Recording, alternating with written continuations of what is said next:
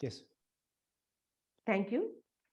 To officially welcome the gathering, let me invite Advocate Govinda P. Renuga, Executive Committee Member of ILC. Renu, please. Yes. Good morning, everyone, and welcome to today's webinar session is on data protection and right to privacy, hosted by Indian Lawyers Congress High Court Unit. Privacy and data protections are two interrelated internet governance issues. Data protection is a legal mechanism that ensures privacy. Privacy is usually defined as a right of any citizen to control their own personal information and to decide about it whether to disclose the information or not. Privacy is a fundamental human right. Our webinar session today on this topic, I'd like to introduce today's presenters. This webinar session is chaired by a seasoned lawyer and the president of our High Court unit of ILC, Sri C. Valsalan. I welcome Advocate Sri Valsalan sir to this webinar session. The topic is introduced by Senior Advocate Raju Joseph, who is our State Vice President of ILC. I welcome Advocate Raju Joseph sir to this webinar session. The topic is presented by Honorable Mr. Justice A. Muhammad Mustaq, who is spearheading the computerization of the courts, not only in Kerala, but also outside the state. Sir, let me welcome you to this webinar session. Advocate Salman Varis from Delhi. He is an expert in the data protection and allied laws. I welcome Advocate Salman Varis and his colleagues to this webinar session. Advocate John V. Mani, Executive Committee Member of the ILC, will propose vote of thanks. I welcome Advocate John V. Mani to this meeting. And I welcome judicial officers, both from state and outside, senior lawyers, lawyer friends from different parts of country, law officers, prosecutors, staff employed in various institutions. I also welcome law students as well as the teachers. I welcome each one of our office bearers who is the backbone of our ILC. And a special mention to our seminar committee who is behind every webinar session. Before I conclude, I'm happy to inform you that our next webinar session is scheduled at 11 a.m. on 14/8/2021. On the topic for discussion is privileges of legislatures by Senior Advocate of Supreme Court, Sri R. Basan, who is also a former judge of High Court of Kerala, as consulted to address you on that day. Please save your date and have a nice day. Thank you, Advocate Renuga, for the warm welcome that you have offered. Friends, this program is chaired by Advocate C. Valsalan, ILC High Court Unit President. With immense pleasure, I welcome Advocate C. Valsalan for his presidential address. Sir, please.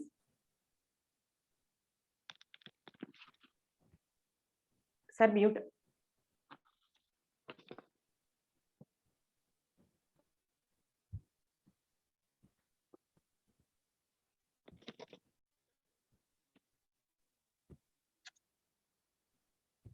Honorable Justice Sri Muhammad Mustaq sir, Senior Lawyer Sri Raju Joseph, who is to introduce the topic of this webinar. Senior and other colleagues of High Court, Kerala High Court, and other different states who are participating in this, and further the honorable judges of the other states and the retired judges, and ladies and gentlemen. We know that as presented by Renuga in the welcome speech, a very interesting and serious topic relating to a fundamental right of a citizen, that is data protection, and further right to privacy, which are being discussed nowadays due to many strangles in this field. A proper person is introducing the subject.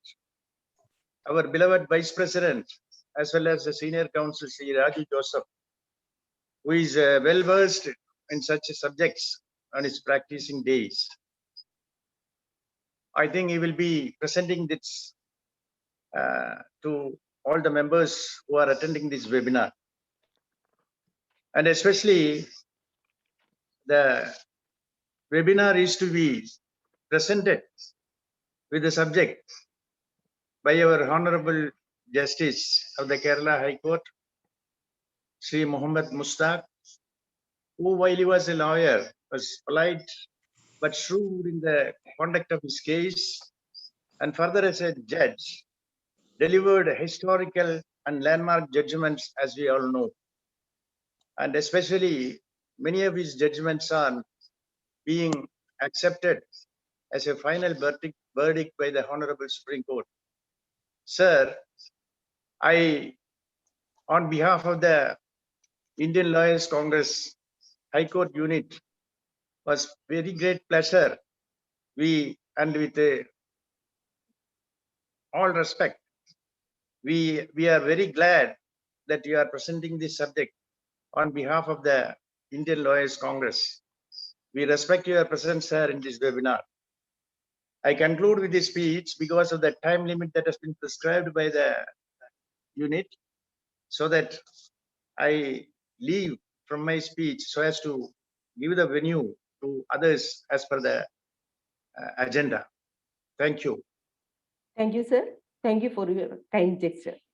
The topic is introduced by Sri Raju Joseph, Senior Advocate and State Vice President of the ILC, with the vast experience that he has gained from his long professional career. He will now introduce the subject in a nutshell. I invite Senior Advocate Raju Joseph to introduce the topic. Sir, please.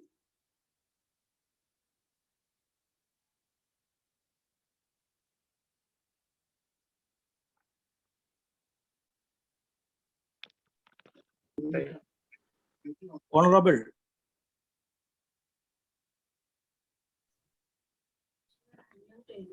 Sir, please unmute, sir. സാറേ problem ഉണ്ട് Raju sir. Raju sir unmute ചെയ്യും. ഇപ്പൊ ശരിയാക്കണം. Yes, Chairman of the meeting, Mr. Valsalan, Honorable Mr. Justice Muhammad Mustaq, and my dear friends. The duty assigned to me is to introduce the subject. As we all know, data protection and right to privacy is a subject of contemporary importance and relevance, and it needs no introduction. And today with us, Justice Muhammad Mustaq, who is having scholarly knowledge in varied subjects of law, which is exhibited by his so many pronouncements in varied subjects, which we had occasion to read. As we know, data protection is the quintessence of privacy. And we have the right to protect our data, our personal data. And if somebody is intruding into it without our consent and knowledge, that will be an offense, that will be against an invasion into our fundamental rights. I don't want to elaborate more because the time assigned to me is also too limited. And I am told that Justice Mustaq has another program soon after this. And also for the reason that you all are eagerly waiting to hear Justice Mustaq and not me. And I don't want to be an obstacle or an impediment for your inquisitive minds. With these few words, I conclude. Thank you, sir, for your brief introduction. The topic is presented by none other than Justice A. Muhammad Mustaq. Justice A. Muhammad Mustaq graduated law from Udupi University and passed LLM from MG University with flying colors.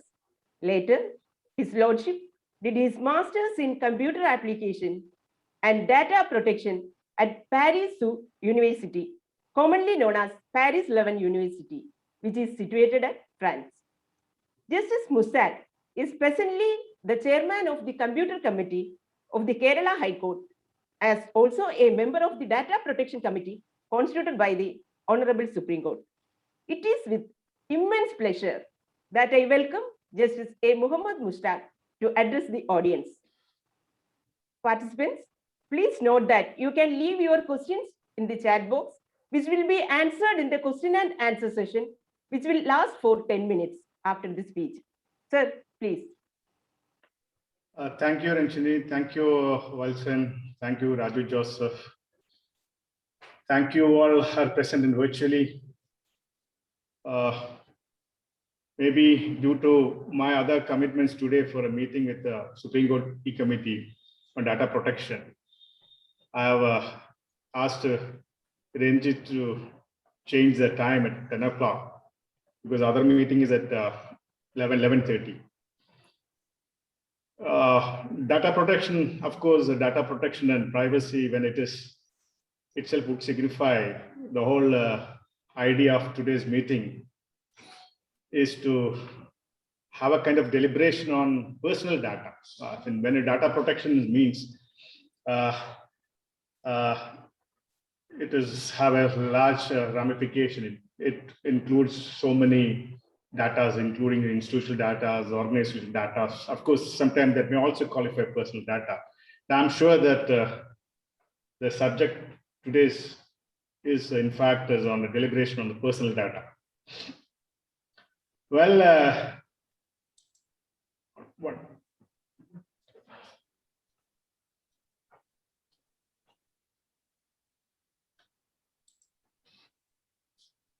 Today, we also have an eminent personality. Mr. Salman Waris is a technology law practitioner in Delhi. In fact, we had also a couple of occasions in having discussion on the topic of personal data and privacy. It's our topic today in the different for reasons. I may not be, as a sitting judge, I may not be able to comment many of answers on those issues. Obviously, a sitting judge from before whom she is likely to come should need not comment. Therefore, I asked Ranjit also to allow Mr. Salman Waris to be also be a participant in this meeting. Of course, I can have I can speak on this topic generally. I thought of introducing the subject in which way I learned, in which way I understood. Well, it's always a perplexing mind for a judge and a human, as an individual, as a person. What is privacy? Especially in the absence of any substantial law referring to what is privacy. Though our privacy bill, our data protection bill is in pipeline for the last 2-3 years, it has not been come as an enactment. So in a country like where the Supreme Apex Court has declared privacy is a part of the fundamental right, then it's a matter of certainly in a kind of idea that has to define, there should an idea to mean and define what is a privacy. Perhaps this is one area which when I was asked to speak on this, what I should say is privacy. How to define a privacy? If you look up the history from, in the Semitic religion's idea of privacy starts from the Adam and Eve. They try to cover their private parts. So they believe that there is some kind of a privacy. Even Prophet Muhammad has talked about privacy, because even if you enter into the house of a stranger or any house, without knocking, without their permission, you shall not enter into the house. So that's kind of a privacy is prevalent, even traditional society as well. When I was in Europe and I was a student in Paris, I always thought about what is a privacy.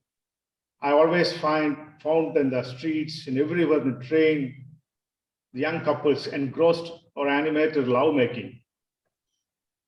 If you have anyone might have traveled in Europe, no. The people are, whether it be train, streets, park, engrossed in animated lovemaking. And we peep into this, their their private affair. That would invade their privacy. But if you look at Indian scenario, the same couple engrossed in such lovemaking in a public place.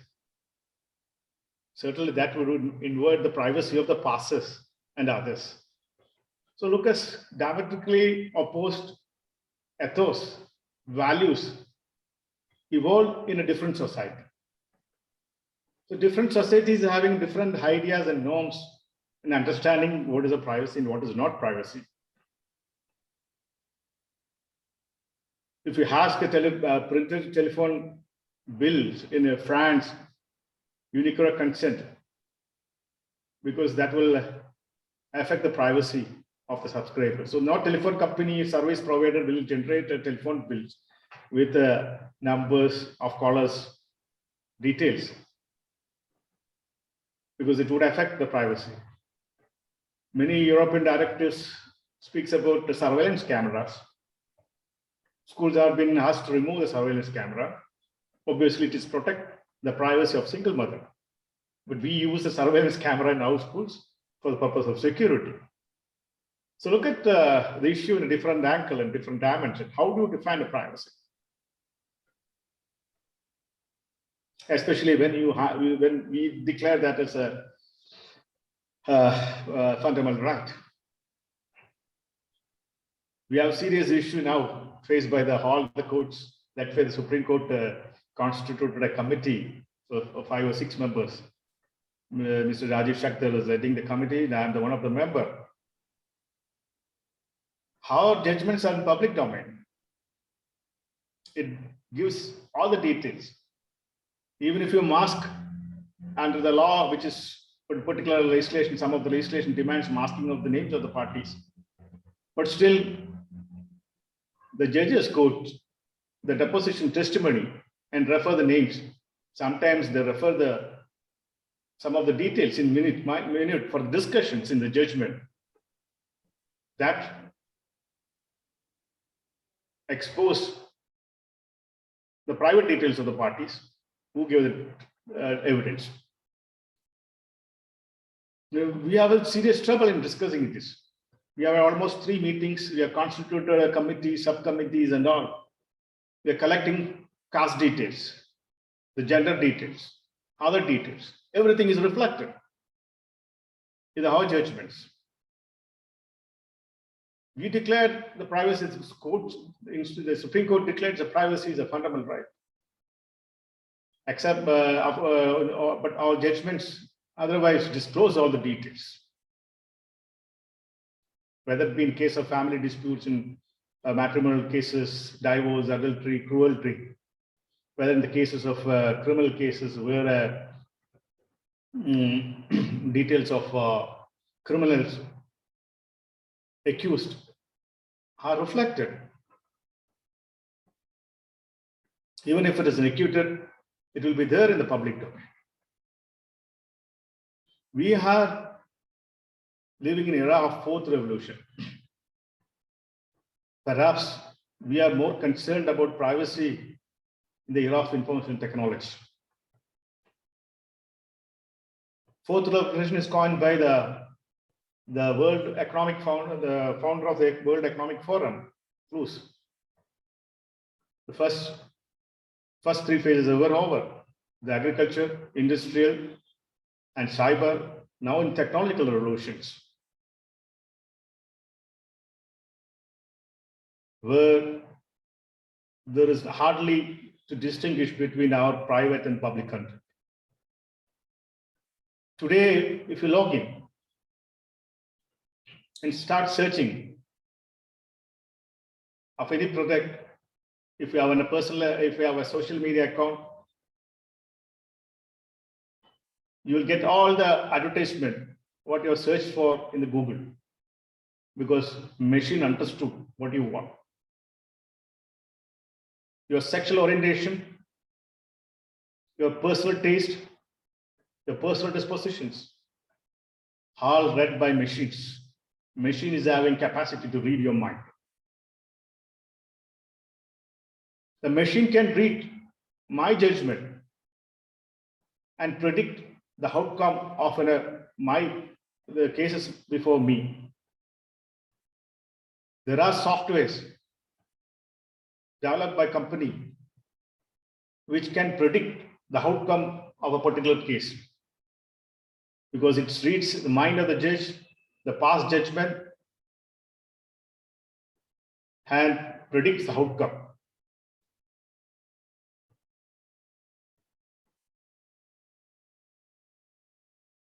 So where is my privacy?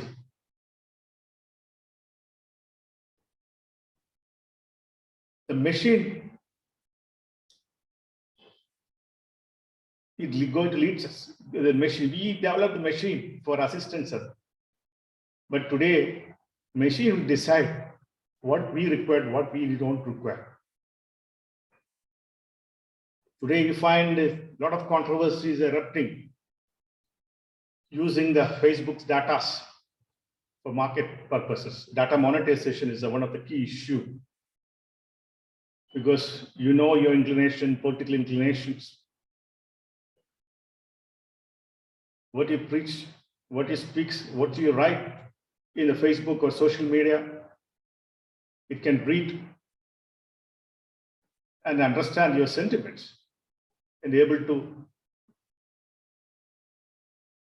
read and predict what is there in the minds of the users of social media. Democracy is also in danger. The data manipulation is happening.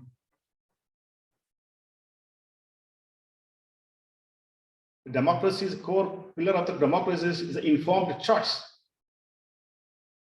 But information given is based on manipulated or fabricated data that will also read into the minds of the person who have exercised a choice. So democracy can also be in danger. The informed choice, very basic core values of the informed choice, is undermined. Such circulation of manipulated data.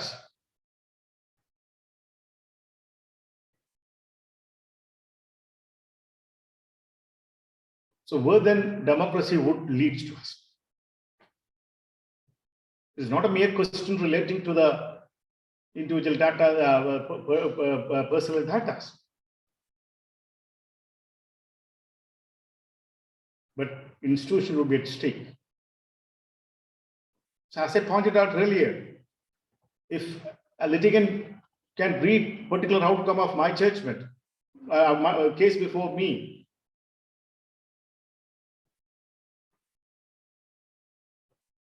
it will reflect upon the independence of the institution.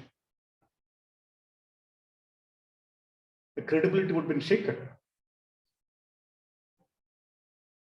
The machine can predict the outcome of the judgment, and how does would the lawyers would stand? These are not far where the people would use this AI tools to read everything. So subject is broad. Not only individual privacy issues, it may have likely to undermine the very existence of an institution.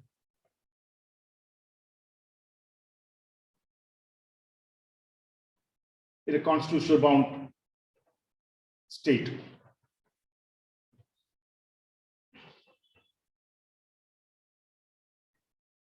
It has a different facets. Privacy, normally it's been classified at a different level. The decisional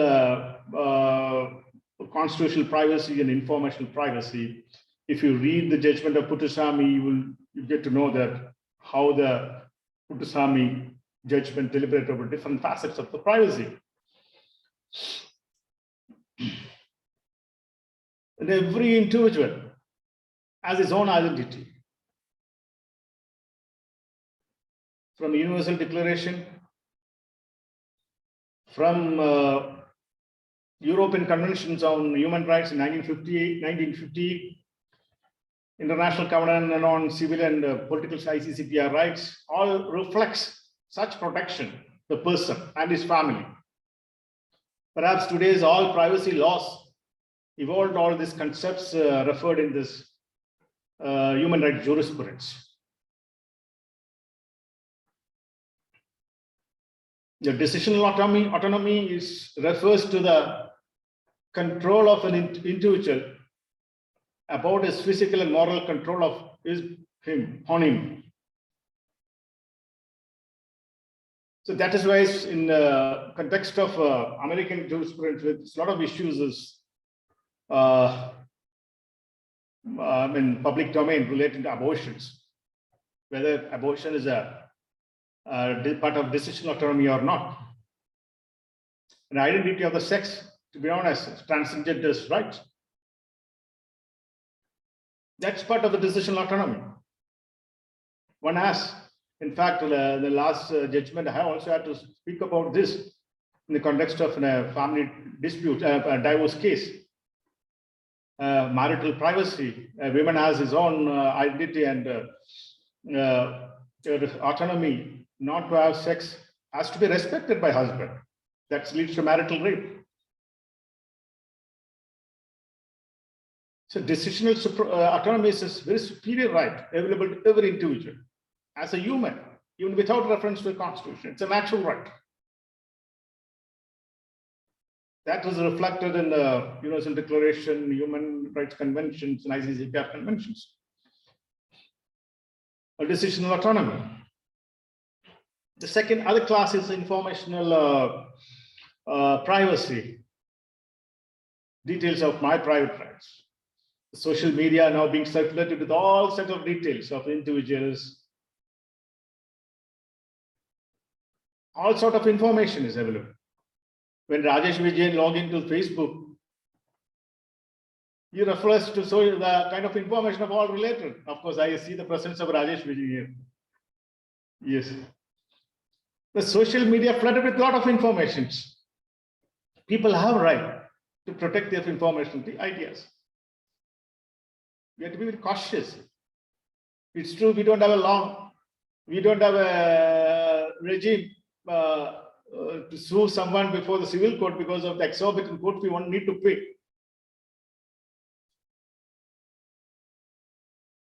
So one is related to identity. The constitutional privacy means the decisional, it's related to one's decisional autonomy, our physical and moral control over him or her. The others, informational details being circulated and provided. These are all related to privacy.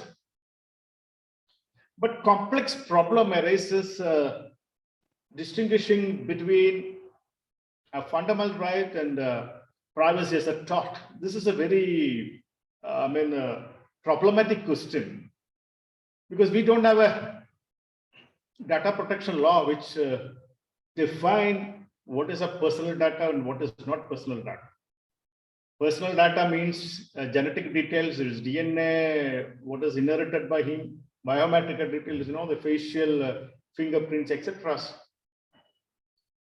So there are no protected law in India.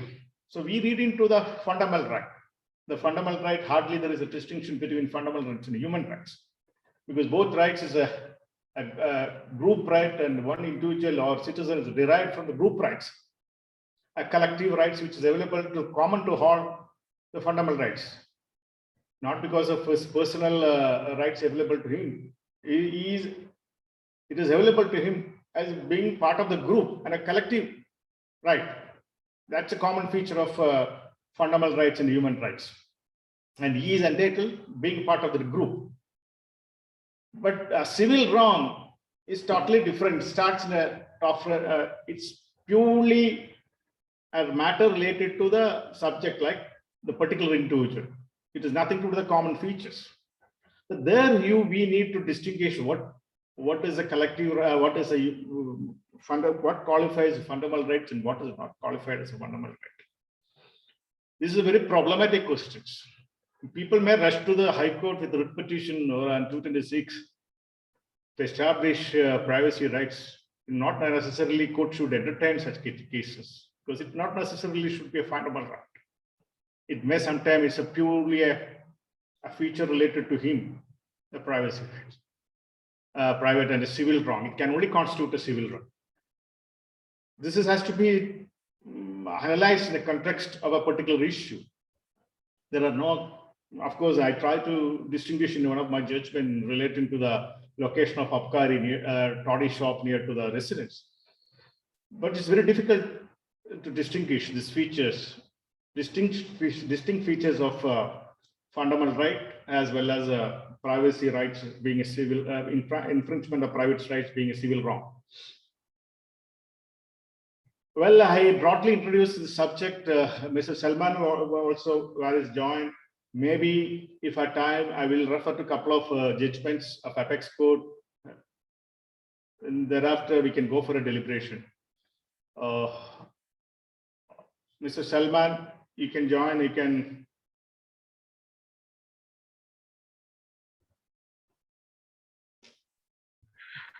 Thank you, Justice Mustaq.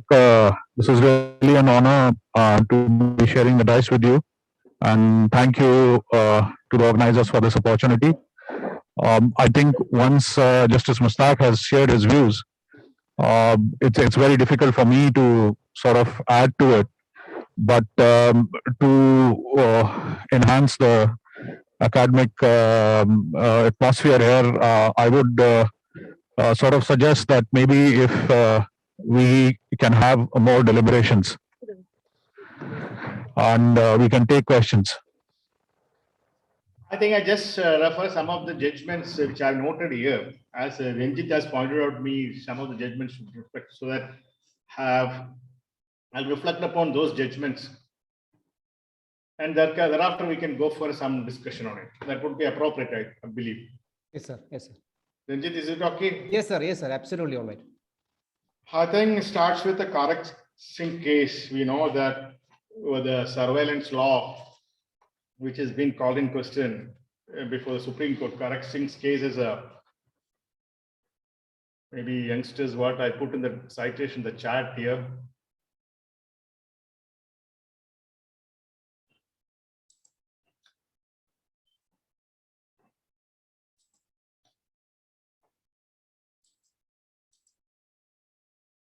The chart, oh yes. Year 1963, where the issue was surveillance, as a constitutional lawyers as well as a practicing lawyer. 1963 SC 1295, the surveillance regulations of UP government was questioned, and whether such surveillance would amount to an infringement of Article 21 or not. And of course, the Supreme Court struck down one of the regulation of domiciliary visits. And apart from that, there is not much of deliberations of privacy as of now we found in the Puttaswamy's case. So that's what the judgment early starting point of view, this discussion on the privacy. And I tell you the corresponding case which came to the attention of my attention. It is something it's called John's case. I don't have the citation. If I get, I'll try. The John's case happened in US, where one of the well-known thief or who had a car and police, what they did, police put a device on his car without his knowledge and tracked his movement. And police able to get all the details, even his robbery, theft he committed through this device. It's a GPS device. That came before the Supreme Court of US, and Supreme Court, of course, did not accept those evidence, saying that is against the Fourth Amendment because that act done by the police without any warrant. John's case, if I get so that is an approach Supreme Court of US had on the particular issue, a surveillance device being fixed upon a car of a thief, of a well-known thief. Similarly, we have a cases laws in 1994, 6 SEC 632, where the Supreme Court tried to balance between right to privacy and freedom of press. To what extent that freedom of press can have a play, and information that is being provided in newspaper or other publications concerning privacy of the citizens or family, marriage, procreation, motherhood, child, etc., without his consent would entitle him to damages. So, except in which is required for a rather public concerns, any matter otherwise related to a particular persons would actually invite invasion of his privacy.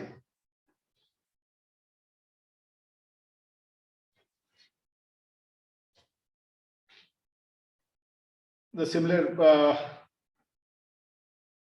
concern was perhaps more interesting in the present scenario of phone tapping is a 1994 6 SEC 632 also speaks about, sorry, that was a 1997 1 SEC 301 speaks about that telephone tapping by government under the Telegraph Act amounts to infraction of fundamental rights. It can be reserved only in accordance with the procedure established by law, which must be fair and reasonable. That is 1997 1 SEC 301.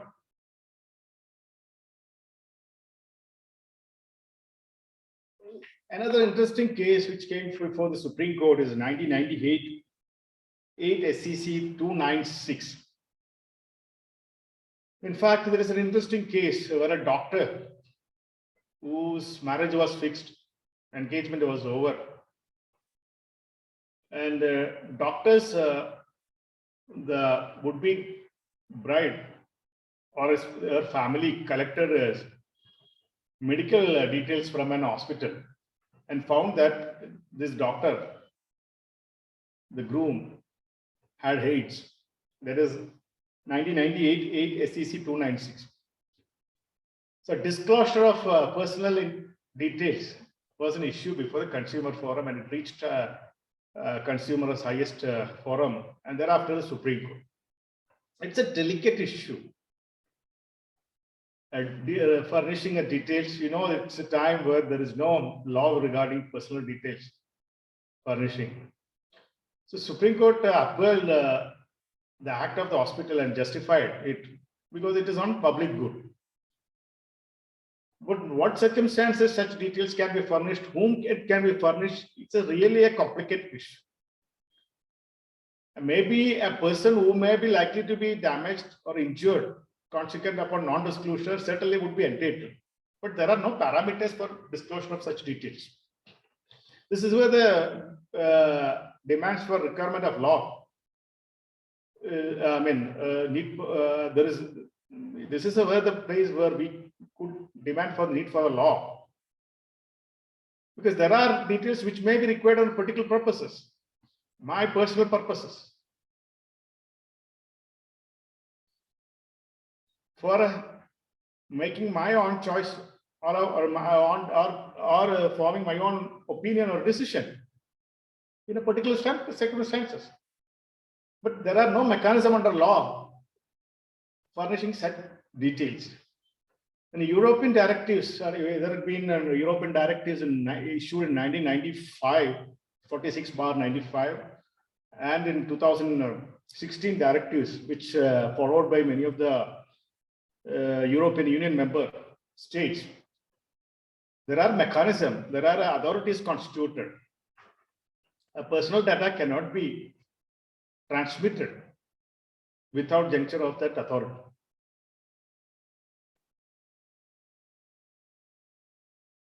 So personal data may be required for certain purposes.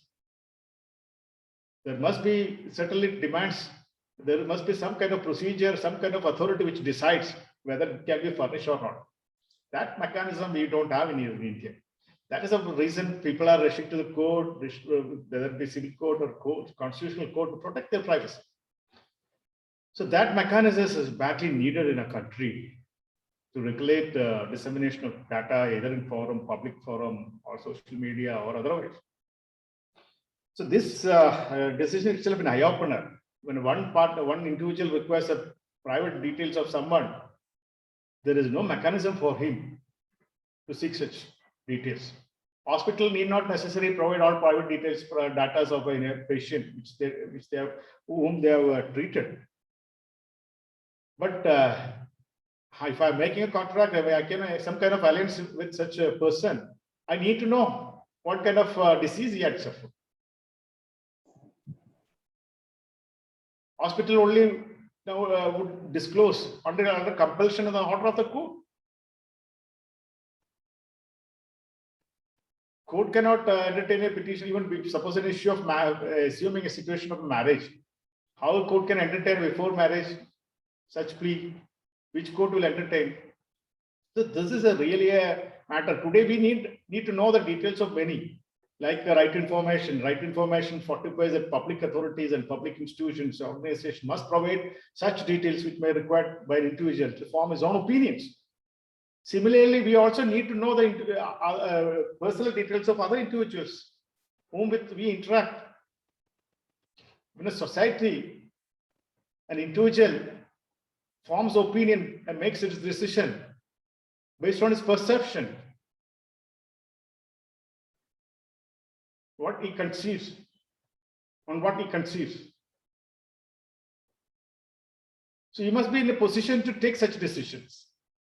So there are no mechanism in our country to elicit such views of individuals. That is a real problem we face in our country. And if you look at human rights case laws in Europe, human rights, particularly human courts, you will get a lot of ideas.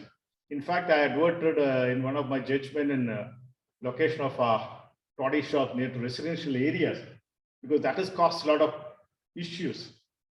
So I also try to distinguish what qualifies an infringement of fundamental rights and what not. So I postulate of a threshold severity test, a kind of minimal level test that would distinguish whether it constitute such invasion constitute a violation of fundamental right, or whether it will constitute a mere violation of privacy rights, which qualifies as civil wrong. The lawyers, when you are engaged with any kind of cases, you should try to distinguish these features. Especially in the absence of any legislation in our country, everything revolves how a lawyer uses craft and skills in modulating such issues. Of course, I need not take you under the Puttaswamy's case. Everybody knows what is the Puttaswamy's case. Puttaswamy's case, in fact, really evolved our jurisprudence relating to privacy and personal data, which is long way will assure a new culture, new values in our society, a new approach, and people will be very cautious. Thank you. And we can have deliberations.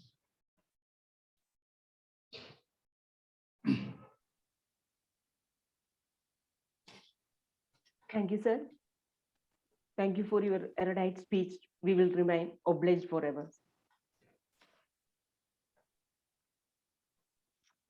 As informed, Shri Salman Varis and his team from Delhi, who are experts in data protection, are also participating in this webinar. Let me now invite Advocate Salman Varis to address us.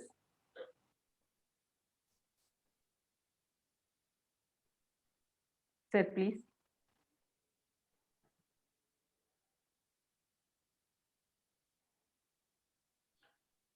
I also failed to refer the 2010 7 SCC 263, right against self-incrimination and narco-analyst cases. No, that's very unique case in our jurisprudence. The individual's autonomy was upheld by the Apex Court as against self-incrimination and protected under Article 23. So that's, in fact, fortify the jurisprudence of protecting the autonomy, physical and mental well-being, because one cannot be compelled to give evidence to him. In fact, is upholding the autonomy of the national individual. 2010 is 7 SCC 263. Yes.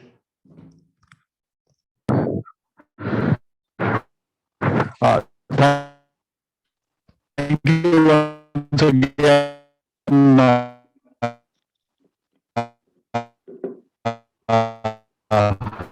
Justice Musaq and giving me this opportunity. It's very clear in terms of how the jurisprudence has evolved both in India as well as outside India. In terms of the changes that have recently taken place,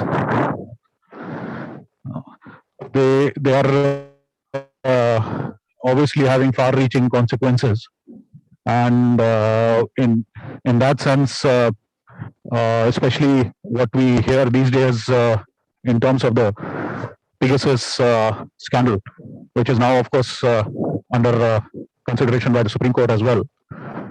It makes a very important topic in terms of discussing the right to privacy as such, and especially in light of the recent the Puttaswamy case by the Supreme Court. This was decided by Supreme Court in 2017. The case itself was a harbinger in terms of the evolution of privacy law in India.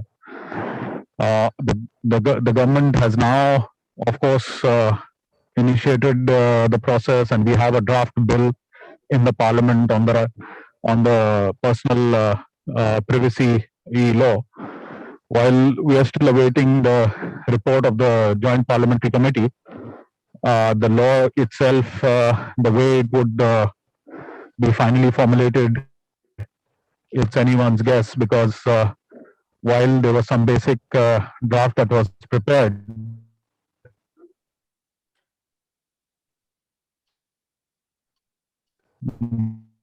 Thank you, sir. but No.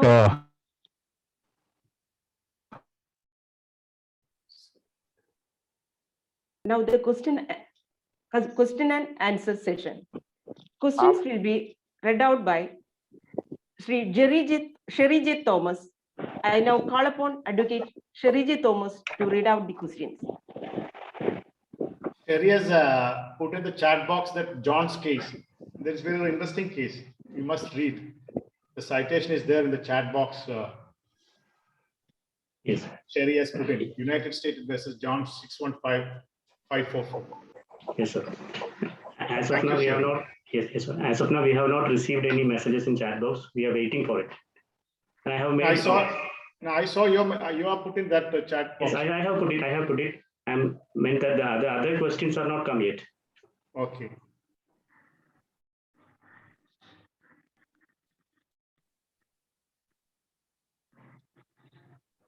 John Mani, you are an expert and cyber expert. You remain silent.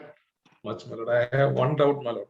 The question is regarding the concept of privacy.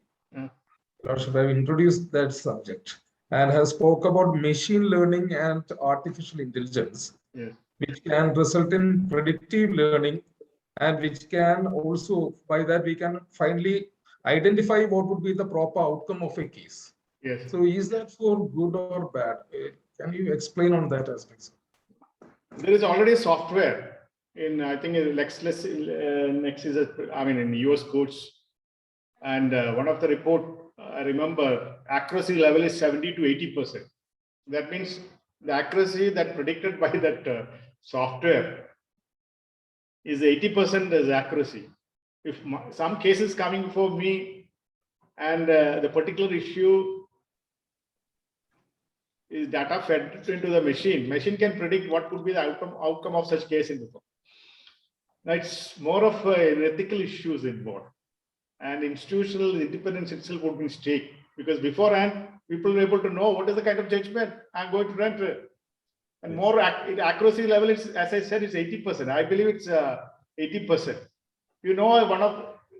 As many might be knowing, there is already a robotic lawyer is practicing in one of the law firms in the US in bankruptcy. If you have an issue relating to the bankruptcy law, the moment you subscribe that service of a particular law firm provided, best, most inexperienced manner, and the quickest response you will get. We may have to work a lot of books. We may have to look into a lot of research and to predict, but robot lawyers can easily give the opinion. So similarly, if particular issue, a litigant or maybe wants to approach a court, and beforehand he knows that this would be outcome, what would be the end result? So compromise. Independence of judicial, the institution will be compromised.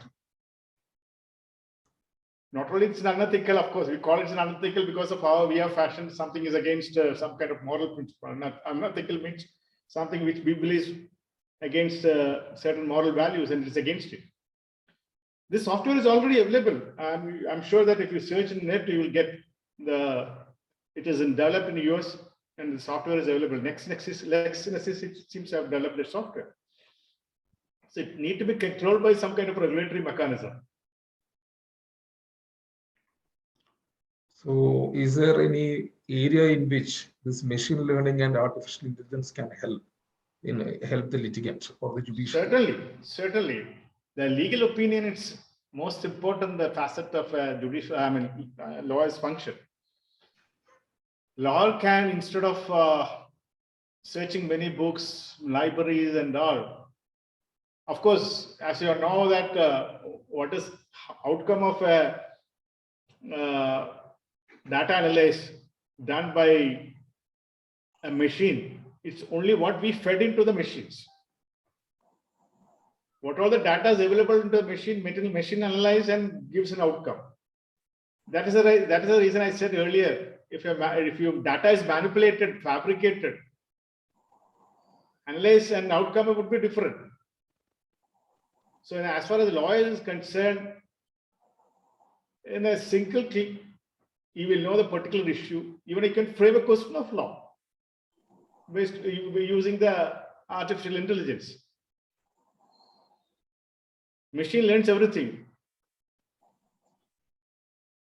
Tomorrow's or motor accident cases would be controlled by artificial intelligence, no doubt about it. It's not, days are not far where police immediately on registration of the cases fed into the system.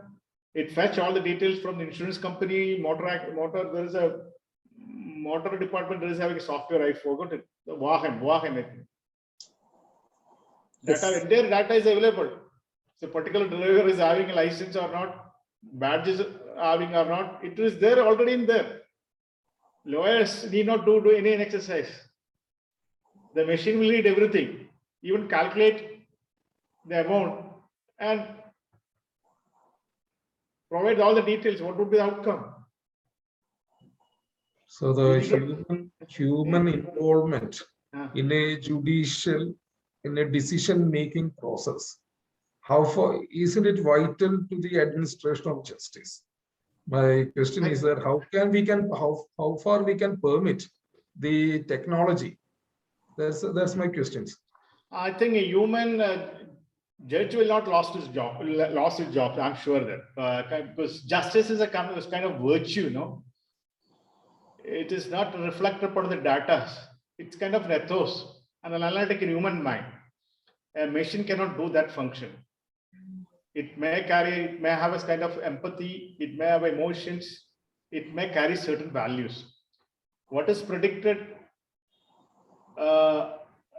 through the machines only a pure data analysis, which would be possible in certain areas, like as I pointed out, motor accident claims or some other where only data is relayed by the courts. But justice is a kind of virtues that is evolved through articulation of lawyers' arguments and judges' vision of the justice. So therefore, those areas cannot, I'm sure that cannot be encroached by machines or artificial intelligence. That still will be available for the domain, but the area of lawyers will be reduced and there will be a role is more confined where they can have a more constructive role in analyzing the law, analyzing the jurisprudence, analyzing the principles of justice. So they have a more core function, their function will be related to more core function of litigations. We are most of us when working on the periphery areas. which may not require a lawyer skill except bringing certain data to the court. But lawyer's role in future would be totally different domain. So you mean to say that, sir, it can help as a research tool. It can Absolutely. help in solving, in analyzing the entire data, Yes. which is coming to our system. Yes. But the core system of judicial resolving of the issue will remain the same. Same. So it will only support our Yeah, exactly. administration. Because you know that the adjudicatory philosophy itself have different dimensions. HL Hart's positive theories and Dawkins' theories of principles-based theory is still working on. So there are originalist, there are realistic approach in the adjudication philosophy. So those philosophies still continue to bind us. Thank you, sir. So one opinion is posted in the chat box in connection with an MACT matter. That the process has been already Yes, started. exactly. Yes. I think there is a committee constituted by Supreme Court, of course, apart from the judicial, Supreme Court has taken note of this issue. In fact, we earlier planned having kind of this AI tools being used for the MACT cases, but later Supreme Court itself has taken the task. We have abandoned it. But the Supreme Court has constituted a committee. The Supreme Court is having two committees. One is Artificial Intelligence Committee, the other is a Computerization Committee. In Artificial Intelligence Committee, they have a separate team and they have been working on it. In fact, I spoke once with Justice Kannan, who retired from the, not the controversial Kannan, other Kannan. There is another Kannan who was in Punjab. He was part of it. We had shared a lot of details. So committee is heading with this. Government is very supportive of this issue, and insurance company, but hospitals, then their only concern is about fetching the details from private hospitals. So once all this data coming from different sources, it is quite easy to predict the outcome. Whether I have a license or not, it would be known. Tamil Nadu poite fake license undakkan pattilla കാരണം your data already there in the Vahan. I think Vahan എന്നാണ് അതിന്റെ പേര് എന്റെ ഓർമ്മ. ഒരു database ഉണ്ട്. വാഹൻ പരിവാർ അതിൽ എല്ലാ ഡാറ്റാസും ഉണ്ട്. എല്ലാ ഡാറ്റാസും ഉണ്ട്. ഇൻഷുറൻസ് ഡാറ്റ ഉണ്ട്. Click of a button, all this will come to the domain of tribunals jurisdiction.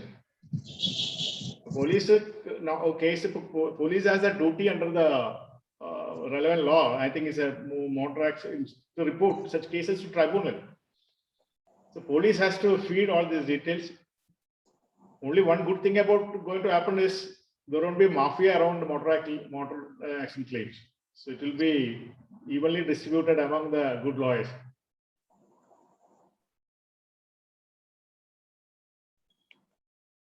Where is Rajesh Vijayan?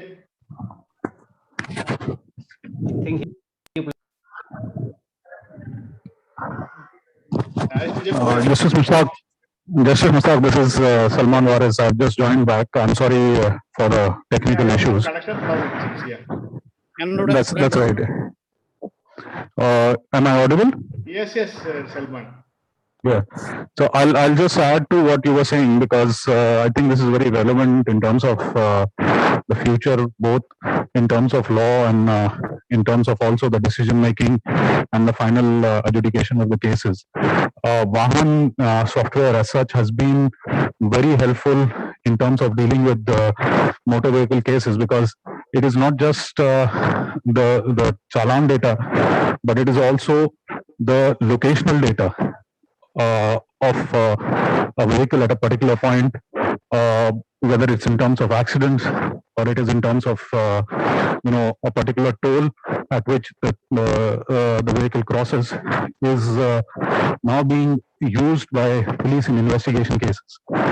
Whether it's in case of an acquisition where a person was involved with criminal activities or he has committed a crime, and it is said that this particular car was at that location, that data is coming of much help. Besides, under the new bill, which I was alluding to earlier, government is also going to be using this data as a national resource. So all non-personal data is now also being included within the purview of the data privacy bill. And as long as it is anonymized, that data can actually be licensed and used by both government agencies as well as private agencies for various purposes. So this is also going to be used for AI and AI analysis. So I think that is something that can be added here.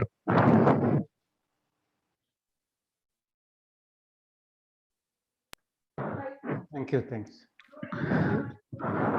So one question is posted in the chat box by Advocate Navaneet.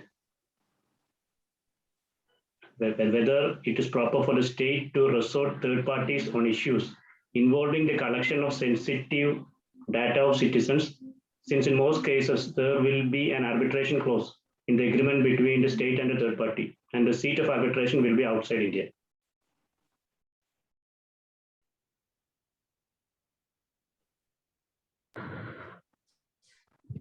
Is that question directed at me? Yeah, you can answer it. Okay, sorry, can you please repeat the question? Yes, sir. It's posted in chat box whether it is proper for the state to resort third parties on issues involving the collection of sensitive data of citizens, since in most cases there will be an arbitration clause in the agreement between the state and third party, and the seat of arbitration will be outside India. It is there in the chat box. Okay, so no, I think this is a very interesting question, and probably I believe it is indirectly relating to an existing case. I don't want to make cross references because we have had a situation in a particular state in India where certain software was being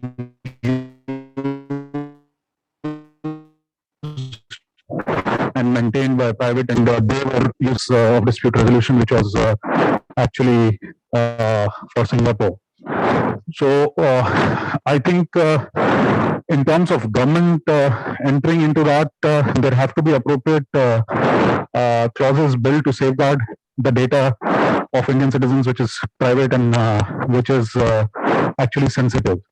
Now, under the data protection bill, the data has been classified under 3 categories. One is, of course, personal data. Second is sensitive personal data, and the third is critical personal data. So any data which is being classified as critical personal data would not be,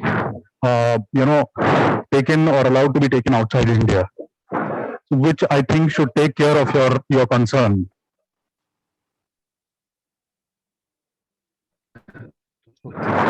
I mean, in terms of your concern.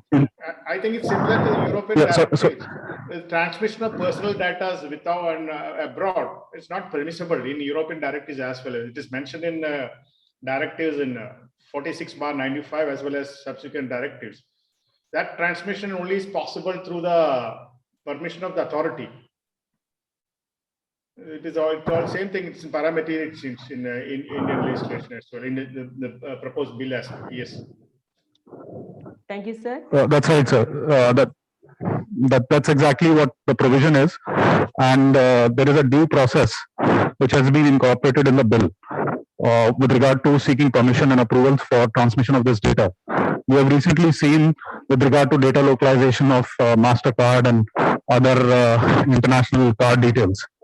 So that has been also, banned by RBI.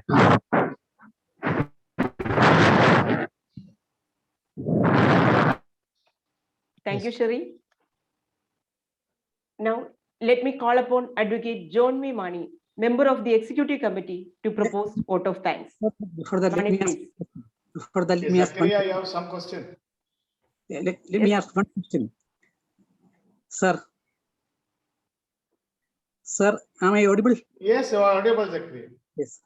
Thank you very much for a very eye-opener session on this issue, on this topic. My question is, while explaining the basic concepts of the privacy rights, it is my doubt.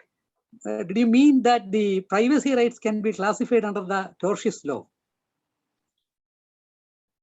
Definitely, the certain, if, as I said earlier, it does not qualify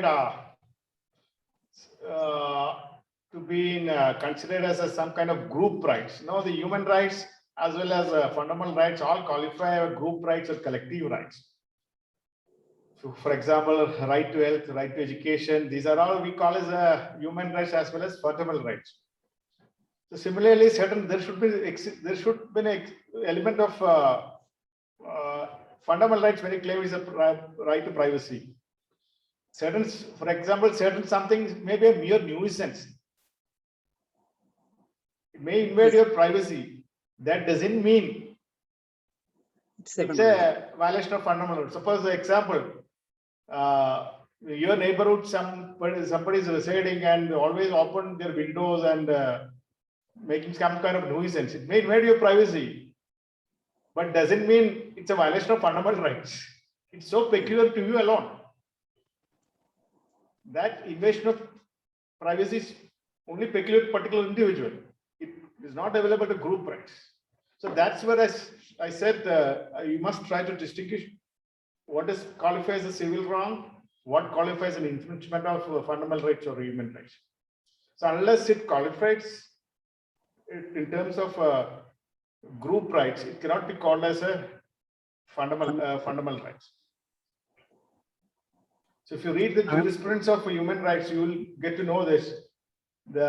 As I mentioned in the severity threshold test, is some kind of mechanism to analyze whether it's a civil wrong or a violation of fundamental. You know that today's jurisprudence, the writ petition also would lie against private entity, individuals, because horizontal application of fundamental rights. That's why the environmental law we have even if it's been a private entity or a company causes pollution, you can seek writ remedies because horizontal application of the fundamental rights. So even it can be enforced subject to that if it constitutes a violation of fundamental rights, but not necessarily in every action. Some action only qualifies a simple civil wrong. In that instant, you can only approach civil court, not to the high court. Yes, Rajesh Vijayan. Am I audible? Yes. അല്ല ഈ robotic lawyers ഒക്കെ വലിയ താമസമില്ലാത്ത വരുന്നുള്ളതുകൊണ്ട് ശനിയും ഞായറും കൃഷിപ്പണിയാണ് ഇപ്പോൾ വലിയ താമസമില്ലാണ്ട് പോകുന്നുള്ളത്. Yes. Thank you, Milad. Yes. Manik, please. Good morning to one and all. We at Indian Lawyers Congress High Court Unit is extremely happy that large number of participants have actively participated in this seminar.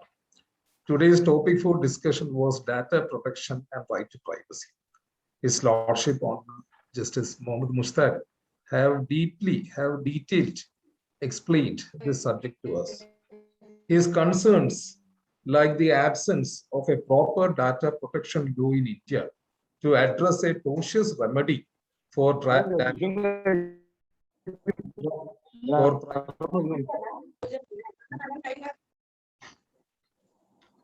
Am I audible? Sherry Keka? Yes. His Lordship's concern about the absence of a proper data protection law to address the privacy issue in a tortious claim is also need to be addressed by the authority. His Lordship have also given us a detailed list of case laws wherein the question of data protection and privacy have been applied by the Indian courts and also the courts abroad. Now let me get on to my duty. I express my deepest gratitude to our President, Advocate C. Valsalan sir, who have presided over this meeting. Next, I express my thanks and gratitude to Senior Advocate Raju Joseph sir who have introduced this topic. Next, I express my deepest gratitude to Honorable Mr. Justice Mohammad Mushtaq sir, who have attended this program and have given us a very valuable insight to this subject. Next, I express my thanks to Advocate Salman Waris and his team who have attended to this program and shared their opinion on this subject. I also express my gratitude to Advocate Govindu P. Renuga Devi, who have delivered the welcome address, and also to our Master of Ceremony Advocate Rajini Madam.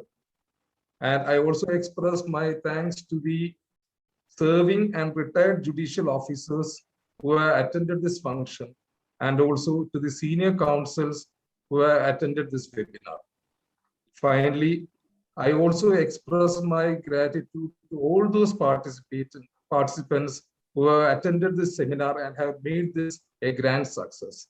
And I also welcome all present here to our next seminar, which shall be scheduled and informed to you all. Thank you. Thank you.